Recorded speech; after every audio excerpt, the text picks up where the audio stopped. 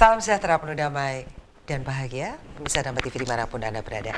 Senang sekali saya Sarta Dewi bisa menjumpai Anda kembali tentunya dalam acara Manage Your Mind. Kata kunci kita adalah mind it's not everything, but everything is from mind. Batin bukanlah segala-galanya, tetapi segala-galanya berasal dari batin kita, berasal dari pikiran kita. So, jadi manage your mind, tata atau kelola batin kita. Untuk apa sih sebenarnya kita menata batin kita? Semua orang pasti ingin bahagia dan kita ingin tahu caranya bagaimana untuk bahagia. Ternyata setiap orang punya kebahagiaannya masing-masing. Tapi bagaimana kebahagiaan sejati, kedamaian sejati, itu yang perlu kita ketahui di sisa waktu hidup kita yang cukup sekejap ini. Baik, pemirsa Dhamma TV, kita akan belajar mengenal lebih dalam tentang siapakah diri kita dengan seseorang narasumber yang luar biasa. Beliau adalah Bante Dhammawijaya Mahatera. Kita sapa dulu. Namo Buddhaya, Bante. Namo Buddhaya.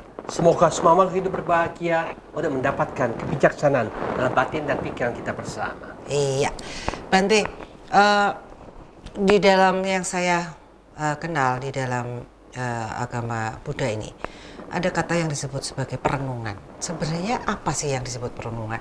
Perenungan, meditasi, melamun. Ini apa nih beda-bedanya nih, Bante, dari ketiga hal ini? Nah, ini memang yang istilahnya perenungan itu, kita menganalisa, mengarahkan pikiran, diarahkan menuju selalu ke arah positif, itu termasuk perenungan yang berulang-ulang. Hal ini sangat bermanfaat. Sebagai contohnya gampangnya, ada umat kita yang baru-baru ini yang kena sakit kanker darah. Saya ajak mereka, kalau kamu mau sembuh, cukup baca parita 5 kali dalam sehari, lalu setengah jam meditasi cinta kasih setiap kalinya juga, dengan perenungan memancarkan cinta kasih itu akan menjadi kekuatan yang sangat dahsyat yang mampu menyembuhkan dirimu kamu. Dia jalankan 1 bulan, kemudian penyakitnya bablas. Jadi ternyata perenungan itu bila mana diarahkan dengan tepat, positif, itu akan membuat batin, pikiran, dan tubuh kita semua bekerja dengan positif. Akhirnya normal kembali, bebas dari semua penyakit. Karena penyakit itu kebanyakan muncul karena pikiran negatif. Maka dengan perenungan itu sangat bermanfaat, dahsyat sekali, sudah terbukti manfaatnya untuk yang sakit kanker darah itu, dia ternyata sembuh. Ya, nanti sekarang gini, kita ini kan biasanya permasalahan tadi dibilang bahwa sebenarnya pikiran negatif kita yang bikin kita sakit. Kita kesal, dihina, dan kita merasakan suatu dendam ya kepada seseorang nih, Bante. Kita dikuasai oleh dendam itu. Terus bagaimana kita merenungkan kalau kita masih dikuasai oleh dendam itu? Adakah metode untuk masuk ke situ? Ya, otomatis kita kan harus tahu kita bisa dendam. Ini berarti Sang Buddha katakan kita itu tidak pandai mengolah daya ingat kita. Kita begitu melekat dengan ingatan. Ternyata ingatan itu sesungguhnya sesuatu yang sudah berlalu. Tetapi kita recordernya itu kita play berulang-ulang. Jadi kaset kita seolah-olah kasetnya rusak itu, muter aja. Jadi itu yang menyebabkan kita play terus play. Jadi untuk meningkatkan kebencian, kedongkolan, kemarahan kita, karena kita tidak pandai untuk mengolah daya ingat yang tidak ada gunanya. Kenapa kok kita ulang-ulang? Maka dari itulah yang dikatakan di dalam perenungan itu, oh ternyata aku bisa benci, aku bisa dongkol sama mereka, itu kan sesuatu yang lampau, yang sudah lewat. Lalu buat apa aku simpan? Buat apa aku ulang lagi dalam pikiran kita?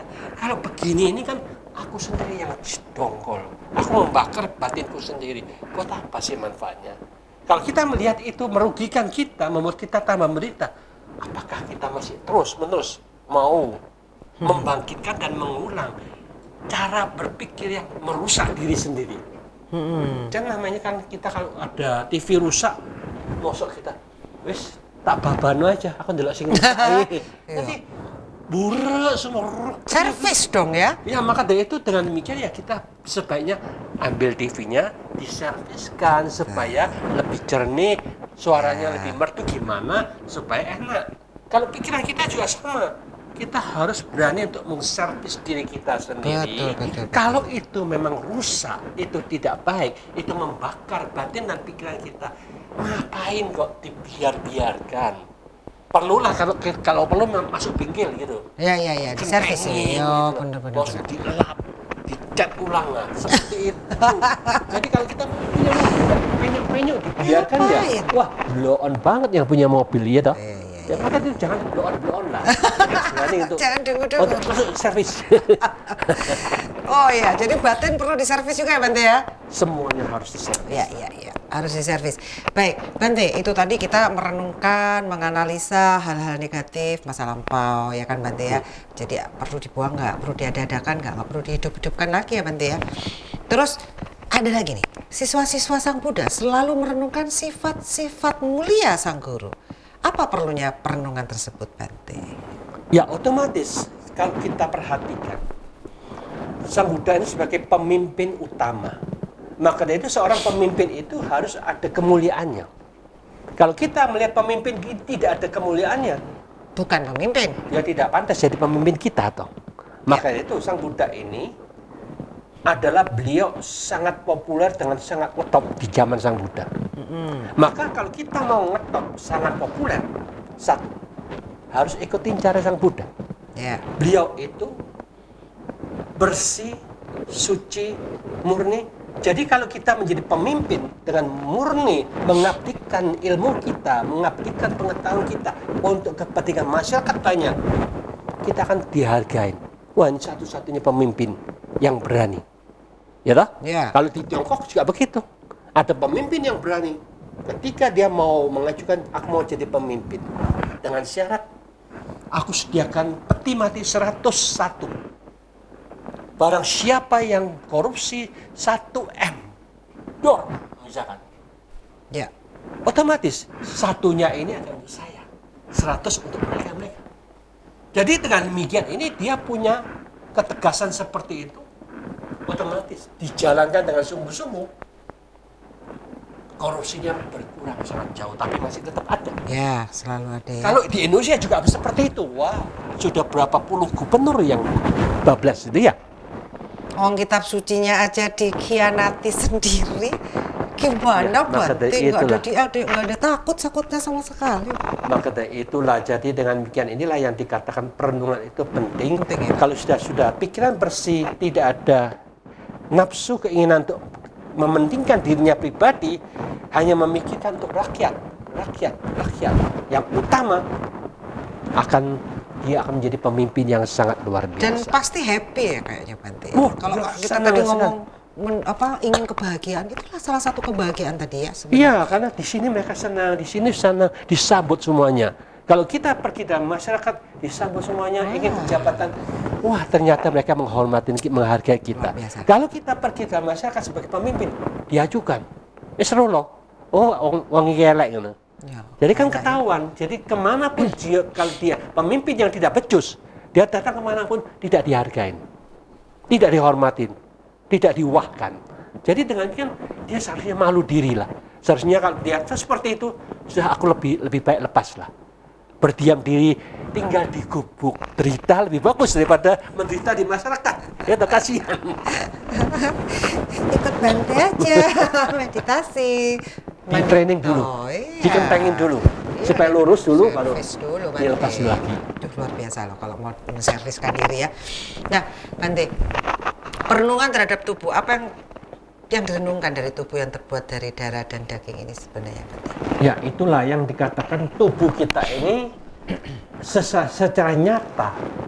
Sang Buddha meminta kita dengan jujur, terus terang mengatakan apakah tubuh kita ini subha atau asubha. Subha itu indah, cantik, ganteng. Atau asubha yang sudah lemah, jelek, banyak penyakit, banyak masalah di dalam tubuh jasmani kita.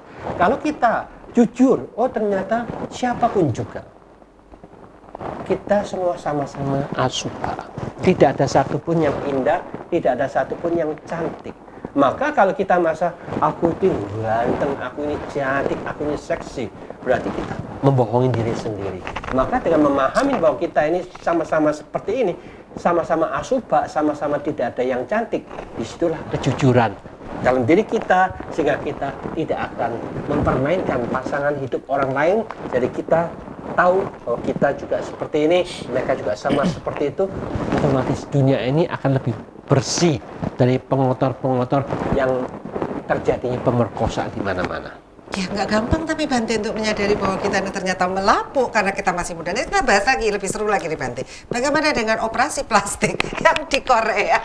Jangan kemana-mana, perlu nggak kita operasi plastik supaya tetap cantik, supaya tetap gagah? Jangan kemana, kita akan bahas setelah satu ini. Baik, pemirsa Dhamma TV, masih bersama saya Satna Dewi dalam Manage Your Mind dan narasumber kita Bante Dhammawicayu Mahathera. Baik, tadi kita sedang membahas tentang perenungan. Apa bedanya antara perenungan, meditasi, dan ngelamun? Apakah melamun itu juga sebuah perenungan gitu ya? Tapi tadi kita lagi bahas bahwa tubuh kita ini akhirnya melapuk gitu ya, termakan usia, dan itu sesuatu yang sudah kodrati, takdir lah katanya begitu. Tapi Bante, operasi plastik apakah itu perlu Bante, kalau menurut Bante? Sesungguhnya kalau kita perhatikan, manusia itu seharusnya pandai juga ya, menggunakan kemampuan secara pribadi, perenungan secara tepat, bahwa kalau kita menggunakan operasi ke dalam diri kita, katakanlah operasi muka, minimum berapa ratus juta yang harus kita keluarkan. Ya. Apakah 200 juta? Ya. 500 juta seperti itu? Nah, kalau kita 200 juta untuk kepentingan kita sendiri pribadi, bagaimana kita memikirkan 200 juta ini bagaimana supaya lebih bermanfaat, bukan untuk kepentinganku. Keindahan itu ketika kita memanfaatkan uang 200 juta itu untuk bisa menyenangkan mereka-mereka yang ada di panti jompo, yang ada di tempat-tempat anak-anak asuh. Jadi ketika kita datang membawa sedikit ke sana, hari itu kita habis 2 juta. Minggu depan kita lagi ke sana 2 juta. Jadi kita tiap minggu datang ke tempat-tempat yang memberikan kebahagiaan kepada 100 orang lah, 50 orang lah, mungkin juga 30 orang. Jadi itu ternyata dana kita itu bisa menyenangkan mereka. Ini akan lebih bermanfaat daripada kita menggunakan uang itu untuk diri sendiri. Coba kalau kita lihat Michael Jackson, dia itu mengundang dokter-dokter ahli dengan tujuan aku sebagai percobaan supaya aku bisa punya umur 150 tahun. Akhirnya dokter coba ini, coba itu, obat. Akhirnya keep malah berlebihan. Jadi ternyata dia menghabiskan uang sebanyak-banyaknya tidak akan bisa menentukan apa yang sesuai dia inginkan supaya dia punya umur panjang 150. Tetapi kalau dia menggunakan uang yang ada ini untuk kebahagiaan tiap minggu, sini sana situ, lalu nyanyi kepada mereka, wah, dia orang letok tapi mau menuju ke tempat yang sangat-sangat perlu diperhatikan, menyenangkan berapa ratus orang di sana, mereka senang, mereka gembira, mereka akan dapat pujian. Nah itu mungkin dia sekarang masih hidup kalau memang dia melakukan seperti itu. Tetapi karena dia salah jalan, menggunakan uangnya untuk kepentingan pribadi supaya dia nantinya menjadi orang yang tetap cakep, tetap ganteng, tetap sehat, tidak pernah sakit, ternyata bablas duluan. Ya. Dan akhirnya orang-orang yang bisa melihat dari tipe sana katanya, dia jadi bebek. Kan ada bebek yang suka menari-nari itu. Dicontoh ini loh, Michael Jackson lahir sebagai bebek katanya. Jadi kan kasihan. Ini jadi hoax loh, nanti hoax. Saya jadi nyebar. Maka dari itulah, jadi dengan demikian itulah kasihan juga kalau memang seperti itu. Karena dia kan istilahnya, dia tidak menggunakan hartanya itu demi kepentingan banyak orang. Dia hanya menggunakan untuk kepentingan pribadi, bisa juga. Karena dia tidak ada energi positifnya yang dia kembangkan, otomatis Sang Buddha katakan siapapun juga. Kalau energinya positifnya kurang, ya mungkin dia bisa banyak negatifnya, marah-marah sini, sana dimarahin sini. Kalau ini nggak pecus, nggak bisa. Kalau kita banyak anak buah kan pasti marah-marah tiap hari. Bisa juga karena dia kemarahannya tetapi tidak terlalu berat, cuma marah-marah tok, tidak nempeling, tidak nendang. Ya otomatis dia bisa lahir ke alam binatang. Tetapi kalau dia mukulin, nendang lagi, mungkin masuk neraka dulu. Maka dari itulah kita bukan hoax itu bisa terjadi. Ya. Maka dari itu dengan contoh-contoh seperti ini kita harus memahami alangkah indahnya. Salurkanlah dana itu bukan untuk mempercantik muka kita, tetapi mempercantik batin dan pikiran kita untuk menyenangkan ribuan orang. Itu lebih berguna daripada kita untuk kepentingan kita pribadi. Maka dari itulah yang dikatakan perenungan di jalan seperti ini akan membawa manfaat yang luar biasa. Ya, Bante, banyak dari kita sebenarnya tidak mempercayai yang namanya tumimba lahir, Bante. Sebenarnya ada nggak sih tumimba lahir? Secara logika yang bisa diterima masyarakat awam, itu sebenarnya bagaimana sih? Gitu loh. Terus apakah kita bisa melihat masa lampau kehidupan kita dengan meditasi misalnya? Ini kan termasuk perenungan nih, isi dari perenungan itu tadi loh, Bante. Inilah yang dikatakan di dalam dunia ini, semua agama ini menekankan untuk kita bukan mempercayai saja. Tetapi agama Buddha malah datang, lihat, buktikan. Itulah yang pentingnya di sana. Jadi bagus.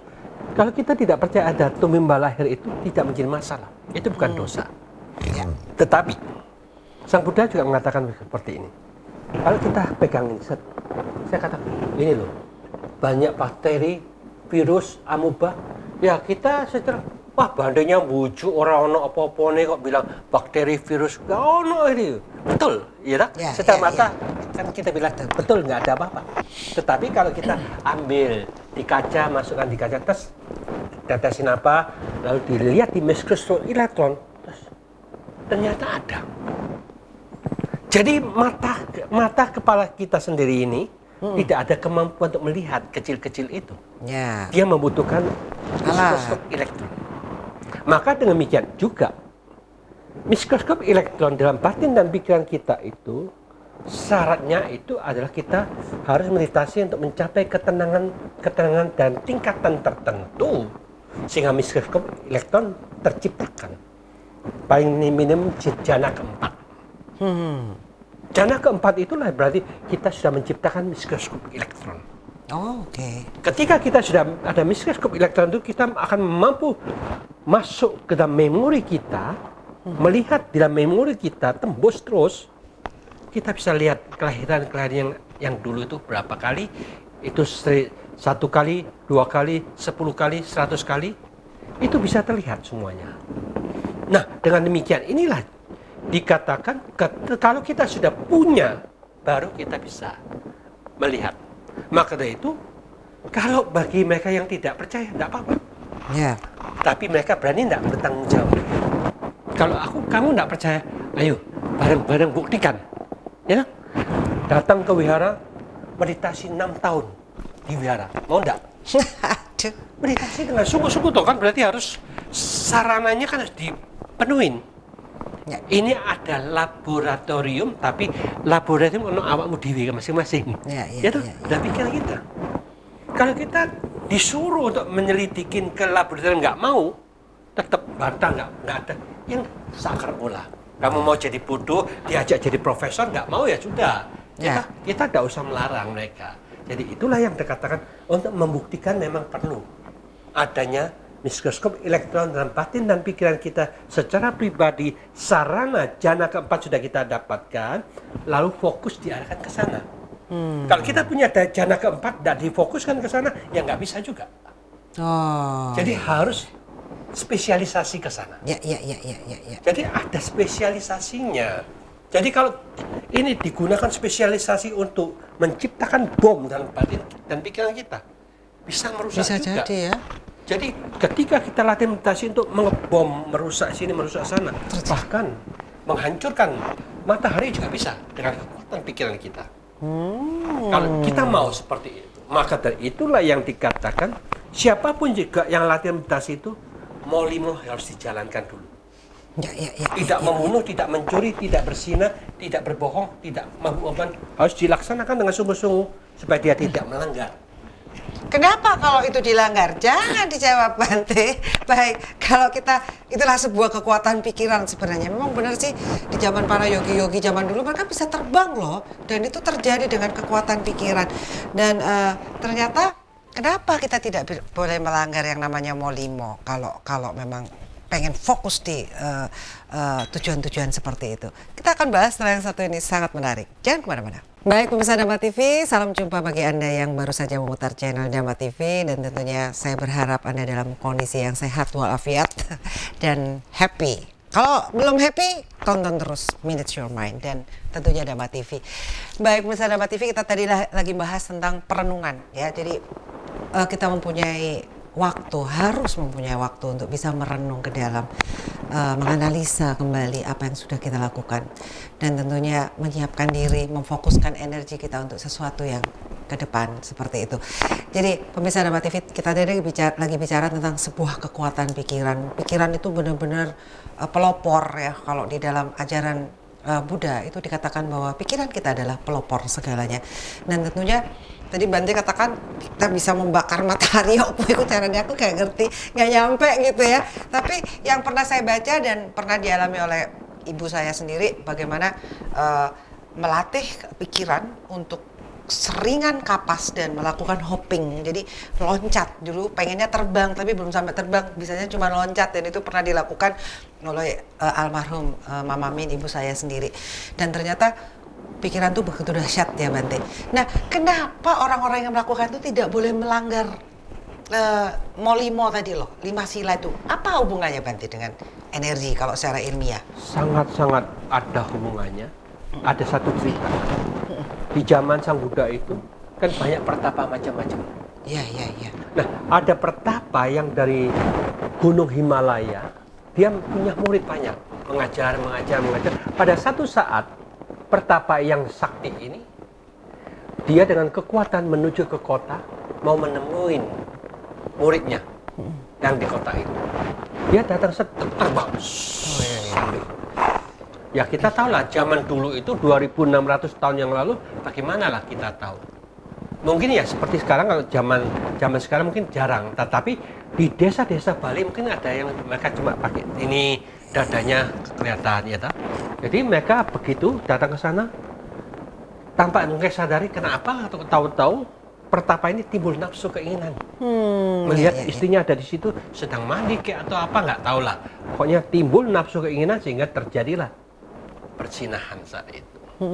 Tadinya waktu dia dari puncak gunung bisa terbang, ketika dia sudah melakukan pemerkosaan itu, persinahan, mau pulang terbang, kok nggak terbang. Kenapa? Maka dari itulah sekali kita renungkan, analisa, karena kita ini sesungguhnya harus memahami energi tubuh manusia ini. Dia ada di dalam diri kita, ketika tidak pernah dikeluarkan, dia punya kekuatan yang dahsyat tersimpan. Siapapun juga yang kita sadar, laki-laki yang mengeluarkan spermatozoid, spermanya sekali cemprot itu 200 juta sel spermatozoid. Kalau kita hitung satu selnya ini, dalam satu hari dia kalau berjalan, katakan dia menggunakan 1 watt. Berarti dia kehilangan 200 juta watt sekali. Ya, maka dari itu ketika dia mau ngumpulkan, mau terbang lagi, aduh tenaganya nggak ono. Iya, benar. Gitu ya, cara berpikirnya. Benar. Nah, dengan demikian ini otomatis dia tidak bisa terbang. Energinya habis. Nyungsep. Nah, otomatis terpaksa jalan kaki dan harus kembali ke Gunung Himalaya. Karena simpanannya sudah dikeluarkan itu tadi. Maka dari itu istilahnya, kalau ini dia boleh membunuh, waduh, orang lain kan dibunuh tek. Para dukun-dukun yang suka nyantet kekuatan pikiran. Tapi bukan kekuatan pikirannya, dia kekuatan menggunakan makhluk-makhluk yang lain. Iya, Bante. Nah, itulah namanya juga dia karena membunuh orang. Dia bisa mencuri atau merampok dengan kekuatan makhluk yang lain juga. Mengambil barang orang lain. Nah, dengan demikian ini agamawan yang benar itu dia harus punya moralitas dengan tepat, benar, tegas, lurus, tidak boleh menyimpang. Jadi tetap mau limo itu harus dijalankan dengan sebaik-baiknya. Ya. Tidak membunuh, tidak mencuri, tidak berzinah, tidak bicara yang tidak benar, tidak mabuk-mabukan. Kalau kita lihat di TV, wah kan banyak yang ngomong seenak dewi, sakrapit dewi itu. Ya, mabuk tayo apa wong Lah, iku. ya itu, jadi- Mabuk kali ya. Kadang-kadang Yang ngomong. konslet gitu kok, yang panas-panas gitu kok disuruh bicara itu loh. Seharusnya ini masuk aja. Sudah pantas sakit jiwa kabeh. Jadi kita harus tahu lah, jadi memilih-milih yang ini tidak pantas berbicara di TV ya jangan bicara. Kalau membicara di TV itu bagaimana menciptakan kedamaian untuk jutaan orang. Jangan asal untuk memenangkan dirinya sendiri sakrapit dewi.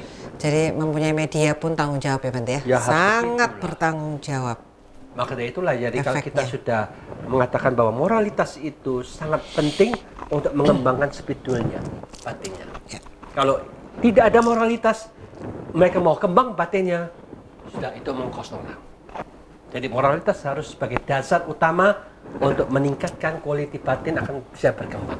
Itulah gunanya manusia beragama kan harusnya. Ya, Iya, seharusnya kan begitu. belajar tentang itu kan moralitas mampu menahan, mampu mengendalikan. Tapi kalau kita jujur aja, banyak agamawan kan dia tidak menekankan moralitas. Itu. Maka dari itu cuma Sang Buddha lah yang menekankan moralitas itu sebagai dasar yang utama harus dijalankan Pancasila.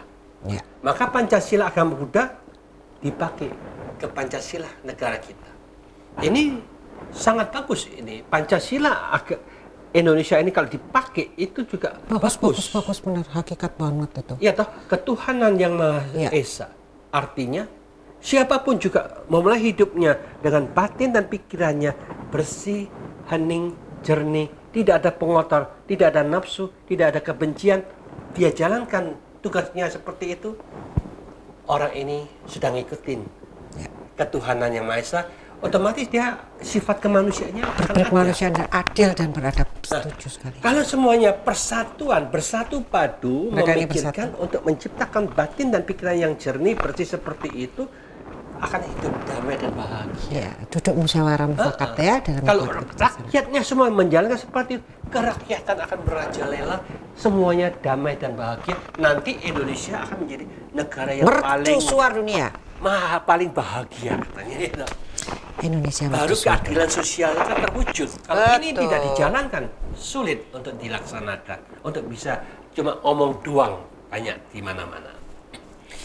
Ya, Bante, Indonesia mercusuar dunia, pusat pengetahuan bagi bangsa-bangsa yang lain. Ya, mungkin kita perlu jatuh bangun untuk bisa mendapatkan kebenaran hakiki, kebahagiaan sejati. Nanti orang-orang akan datang ke sini untuk belajar mungkin Bante. Saya membayangkannya seperti itu visi saya. Ya kalau itu kamu harus banyak meditasi, saya punya kesaktian. Saya sudah cukup sakti, Bante. Nanti orang-orang kaget loh dengan kesaktian saya. Bante, saya mau nanya nih, ada pertanyaan begini. Agama Buddha itu ateis, tidak bertuhan. Nah, tolong Bante dijelaskan apa yang dimaksud ini, Bante. Sesungguhnya yang ditentang, yang dikatakan bahwa mengapa agama Buddha itu dikatakan ateis, karena itu ada agama-agamawan tertentu yang mengatakan bahwa agama Buddha itu tidak sama dengan agamanya dia. Itulah, karena agama Buddha tidak pernah membicarakan sesuatu yang tidak ada satupun yang bisa membuktikan. Aku juga tidak tahu kebenaran itu sampai di mana. Mereka juga ada yang tidak tahu kebenaran itu gimana. Karena agama Buddha tidak pernah membahas masalah dunia ini diciptakan siapa. Ya. Karena itu kalau dibahas tidak ada gunanya. Ya. Ternyata ya, saya jamin 99,99% orang-orang sing ngeruh gimana dunia itu terjadi. Ya. Berarti sesungguhnya kalau agamawan yang percaya seperti itu, saya katakan mereka punya ilmu 0.0. Bodoh-bodoh bodohnya, bodoh-bodoh nggak rone, tapi memperdebatkan. Ya. Ya, sebentar Bante. Kayaknya seru nih, kayaknya seru. Tapi kita terbatam dulu nih sama yang satu ini. Jangan kemana-mana, karena semakin seru. Kita akan kembali setelah satu ini. Baik, Pemirsa Dhamma TV, sampai di akhir segmentasi Manage Your Mind kali ini. Dan kita tadi lagi membahas tentang benar nggak sih Buddha itu disebut ateis? Karena banyak, kamu tuh ateis, kamu tuh nggak bertuhan gitu ya. Ada yang seperti itu mengatakan ini tadi Bante sedang menjelaskan bagaimana Bante. Ya, Itu tadi Bante. Kan kalau kita tidak tahu penciptaan dunia itu gimana, nggak ada yang tahu. Berarti kan kita ini, saya tidak tahu, atasan kita, ribuan dari keturunan kita juga tidak ada yang tahu. Apakah ada yang tahu? Orang pertama kali itu yang namanya Adam dan Hawa, kita ndelok dhewe ketok sendiri, memang betul-betul Adam dan Hawa diciptakan seperti itu. Kalau tidak ada yang tahu, hanya jarene, ceritane. Jadi kita sesungguhnya ya sama-sama tidak ada tahu. Ini kalau sama-sama tidak tahu, ini tidak tahu. Jadi kita sama-sama 0.0. Sekarang aja ilmu pengetahuannya 4.0. Berarti kalau zaman dulu itu sudah 2000-an tahun yang lalu juga 0.0 sampai saya gini, 0.0 tetap dipaksakan. Aku harus percaya, itu tetap saya percaya. Maka dari itu ya kebalikannya dalam arti kata, Sang Buddha ini mengatakan bahwa yang menciptakan alam semesta itu bukan ada sesuatu Mr. X. Tetapi apa yang dijelaskan di dalam agama Buddha itu ternyata dipakai di dalam ilmu pengetahuan bagaimana kejadian katanya ledakan itu, proses macam-macam terjadinya itu. Jadi dengan demikian ini, apapun yang diajarkan itu seperti itu. Maka dengan demikian, ketika Sang Buddha menolak ini, sehingga mereka, oh karena kamu menentang aku, kamu bertentangan dengan prinsipku. Aku yang teistik, kamu ateistik. Ya seperti itu. Ya. Jadi dengan demikian, teistik atau ateistik itu tergantung individunya. Maka Sang Buddha tidak menentang. Silakan kamu mengatakan kita ateis, no problem. Tapi yang penting kita itu, ayolah kita hidup bersama. Dan Sang Buddha yang mengatakan, letakkan posisi Tuhan yang paling tinggi. Ya tak? Dia Maha Suci, Maha Sempurna sebagai tujuan kita bersama. Maka dari itu lebih diutamakan bagaimana kita bersama-sama untuk bisa mencapai Tuhan yang Maha Suci ini. Bukan memperdebatkan Tuhan ini sopo sing bener, gak penting. Yang penting itu jalannya itu loh. Jalan untuk mencapai yang tertinggi, yang tersuci itu. Kalau kita perhatikan, gak ada loh agama yang lain itu menekankan jalan itu. Kalau agama itu cuma teori, kita justru percaya sama teorinya, orang ono jalane, gak roh jalane kepiye, kan podo butane, podo gelape, gak roh tujuannya opo. Maka dari itu Sang Buddha katakan, jalan ini penting. Jalan itu yang perlu dijalankan, dilaksanakan oleh siapapun juga untuk menciptakan kedamaian di dunia ini, menciptakan kedamaian di alam selanjutnya. Mencapai kedamaian yang paling tinggi kalau bisa.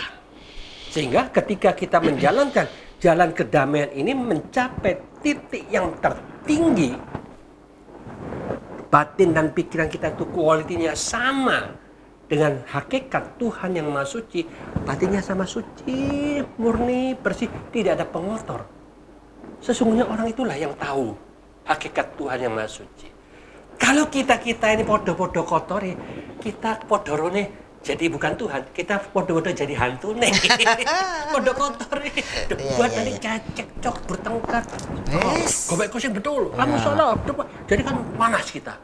Itu jadi hantu loh kita. Ketika panas kita marah, kamu yang salah, punya aku yang betul. Wah, sama-sama seperti itu. Jadi dengan demikian ini bukan Tuhan yang dibahas. Jadi kita membahas podo-podo jadi hantunya. Maka dari itu tidak menjadi masalah. Mereka mengatakan kita ateis, itu silakan. Tetapi kita jangan memarahi mereka. Biarkanlah mereka bicara. Tetapi marilah kita dengan penuh kesabaran tingkatkan.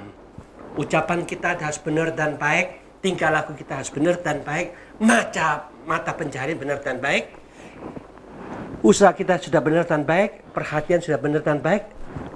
Konsentrasi benar dan baik, pikiran benar, pandangan yang benar, sampai mencapai yang tertinggi, suci, murni, baru. Gelombang yang sama ini, mereka itu baru menemukan Tuhan yang Maha Suci. Kalau kita belum menjalankan ini step by step, sudahlah, nggak usah terlalu diperdebatkan, sakrap-kaprip mereka, karena jalan ini yang membawa kita tambah lama, tambah berbahagia di dalam diri kita masing-masing. Kalau kita bisa meningkatkan kebahagiaan, buat apa kita memperdebatkan yang membuat kita jengkel, dongkol, benci, tidak senang? Ya sudah, tidak usahlah diperdebatkan ya. Ya. Silahkan mereka bicara, tetapi yang nyata kita harus menunjukkan sampai di mana quality batin dan pikiran kita masing-masing. Disitulah yang paling utama. Ya, jadi sebenarnya kita juga bisa tujuan kita menjadi suci itu bisa ya Bante? Otomatis Sang Buddha ini satu-satunya guru yang sudah memiliki teknik, teknologi, pola berpikir yang sangat dahsyat, lain dari yang lain, karena ahli teknologi pola berpikir. Sehingga teknologi Sang Buddha itu sesungguhnya 1000.0. Sekarang aja sudah 4.0. Jadi jauh sekali. Apalagi kalau kita membahas masa Adam dan Hawa 0.0. Kita jujur aja, sopo zero. Kalau mereka tidak bisa membuktikan, mereka nggak tahu sendiri, nggak lihat sendiri. Hoax. Gitu ya. Kalau menekankan kebohongan, ya terserah, silakan teruskan. Jadi kalau kita tidak usah membicarakan yang podo nggak rone, nggak usah diomongin, gitu. Ya. Seharusnya begitu jujur apa adanya, gitulah. Cerita semacam itu mungkin saking kreatifnya orang zaman dulu lah Bante menggambarkan bahwa mungkin ada yang nanya nih, aku dulu dari mana ya asalnya ya gitu, bingung ceritanya kan. Gimana menceritakan itu ya, diciptakanlah sosok-sosok. Bisa jadi kan begitu Bante, kreativitas. Ya, itulah yang istilahnya kalau kita perhatikan itu kan jadi 4.000 tahun yang lalu. Ya, bisa Baru. jadi lebih ya. Kisah Adam dan Hawa itu terjadi. Kalau kita pelajarin lagi, sebelum 394 yang dikatakan Alkitab itu terbentuk, sebelumnya itu dikatakan versi-versi cerita Adam dan Hawa itu banyak versinya. Ya. Jadi membingungkan juga waktu itu. Maka itu tetapi ketika mereka rapat konsili yang pertama kali pada 394, barulah mereka temukan ini kitab suci. Supaya tidak membingungkan. Nah, itu sesungguhnya kitab suci itu hanya aja perjanjian baru. Ya. Perjanjian baru kok tipis. Diambillah yang 2000 tahun yang lalu. Perjanjian lama ditumpuk. Alkitab terjadi seperti itu. Jadi itu kumpulan manusia untuk menciptakan kitab suci itu. Tetapi kitab suci Sang Buddha lain. Kitab suci Sang Buddha itu adalah membahas bagaimana teknik kita yang diajarkan oleh Sang Buddha itu semuanya adalah tata cara teknologi kehidupan kita di dalam teknik menggunakan mata, telinga, hidung, mulut, tubuh, dan pikiran. Kumpulnya 500 orang yang sudah memiliki kemahiran yang paling mahir. Podo-podo sucinya kabeh. Karena mereka sucinya luar biasa, kemampuan juga luar biasa. Memiliki kemampuan, daya ingatnya itu luar biasa, arah kemana, apapun yang dibicarakan, dibahas selama 3 bulan. 3 bulan itu, masing-masing istilahnya 1 jam aja, para bikunya. Sudah selesai, kumpul semua, membahas lagi. Sudah membahas lagi. Apapun yang dibicarakan, Bante si A ini bicara, masing-masing itu bisa mendeteksi yang lampau Sang Buddha itu bicaranya apa. Jadi dengan demikian ini yang dibicarakan oleh Sang Buddha dengan apa yang dibicarakan seolah-olah kanan masuk yang ini, yang kiri yang Sang Buddha punya. Masuk dua-duanya. Loh. Masalah sudah selesai, apakah ada yang salah? Tidak ada yang angkat tangan, terus. Tidak ada yang angkat tangan, terus. Jadi dengan demikian semua itu sudah terdeteksi dengan jelas. Maka dari itu dikatakan kitab suci Sang Buddha ini satu-satunya mengatakan jangan cepat percaya walaupun itu dikatakan kitab suci. Tetapi baca, renungkan, analisa dulu terlebih dahulu. Kalau itu benar, ambillah sebagai pedoman. Kalau itu salah, langsung Anda buang ke sampah. Ditegaskan seperti itu. Kalau salah itu artinya tidak bermanfaat, tidak ada gunanya. Ngapain aku simpen? Misalkan di situ, kalau kamu mau hidup bahagia, jadilah biku. Misalkan. Oh iya, misalnya gitu ya. Apa? Aku gak senang jadi biku, nggak boleh kawin. Nah itu gua nggak apa-apa. Karena kamu masih mau kawin, ya toh. Iya. Jadi dengan demikian itulah yang logikanya begitu. Di sini ditegaskan kalau kamu mau lebih bahagia itu tidak ada masalah, jadilah biku. Kalau kamu mau tetap jadi masalah, ya aku mau tetap masalah kok, mau kawin saja. Jadi ya itu berarti Pilihan cocok, ya? pilihan ya. Oke lah, kita ini nggak suka, aku mau yang ini aja. Silakan. Jadi dengan demikian inilah yang dikatakan pilihan ada di tangan kita. Mana yang benar sebagai benar, mana yang salah sebagai salah. Kita tidak usah terlalu memperdebatkan yang benar dan salah sebagai sesuatu pedoman kita. Pedoman kita, buatlah kedamaian bagi diri kita masing-masing supaya kita tambah lama, tambah damai dan tambah bahagia.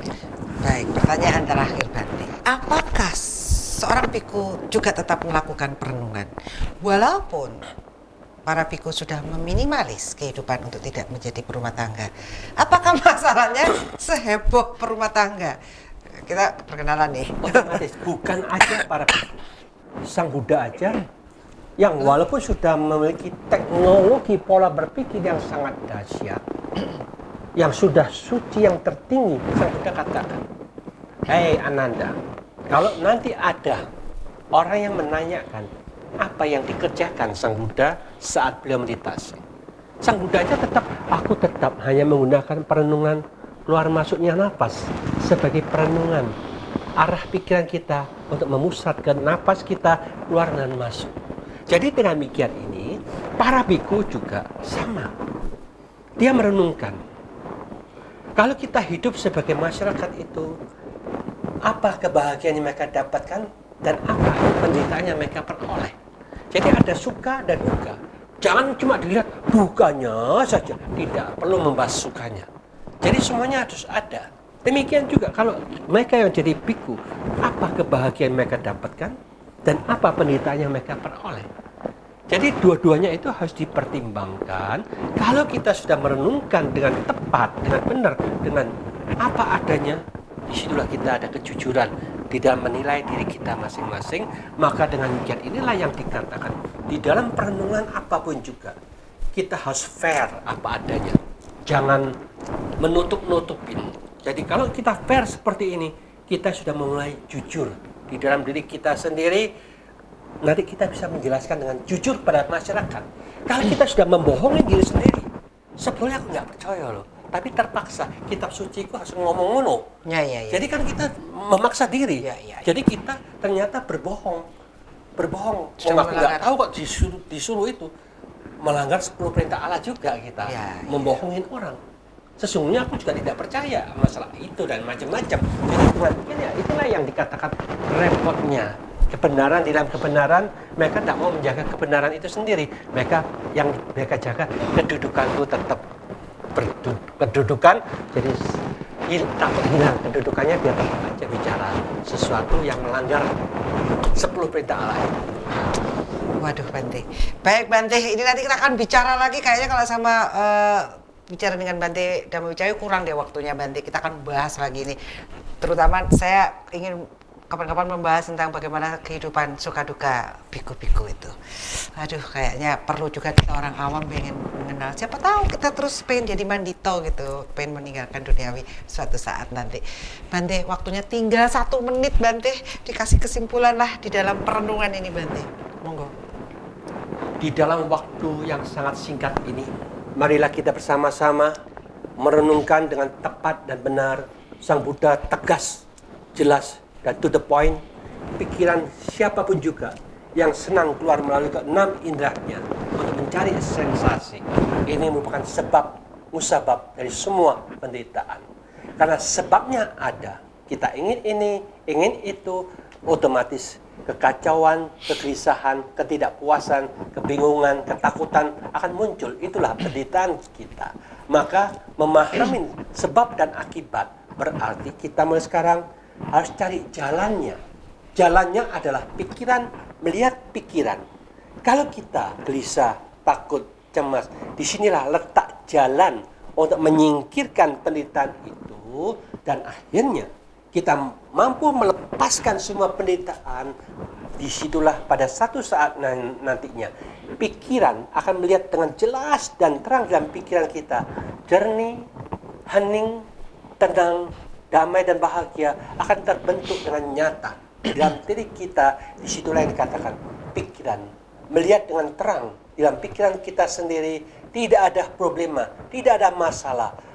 Damai yang sejati, hening yang sejati, bersih yang sejati, disitulah yang dikatakan kita merenungkan direct dalam pikiran kita masing-masing. Anda tidak bisa dibohongin oleh dirimu, tidak bisa dibohongin oleh kitab suci manapun juga. Anda akan menemukan jati diri, sejati dirimu sendiri dalam damai, hening, dan selalu bahagia. Itulah yang harus kita temukan dalam batin dan pikiran kita bersama, sehingga tidak perlu diragukan. Tamak Sang Buddha ini adalah teknologi yang terbaik, 1000 sangat indah dan sangat bagus, sehingga menciptakan kebahagiaan bagi kita bersama. Baik, terima kasih Bante. Baik, tentunya Bante telah mengalami ini sehingga beliau bisa Bante bisa menjelaskan kepada kita semua.